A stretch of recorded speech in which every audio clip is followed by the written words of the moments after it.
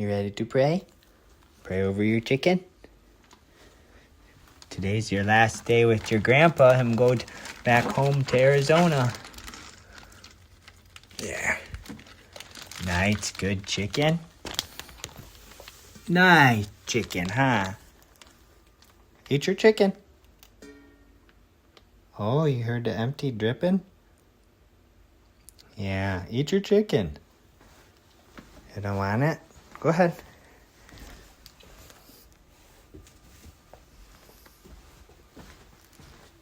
Eat it. Eat your food, it's okay. No, Milo, eat your chicken. You really want to bless it, huh? All right. We'll bless this food to Milo's body.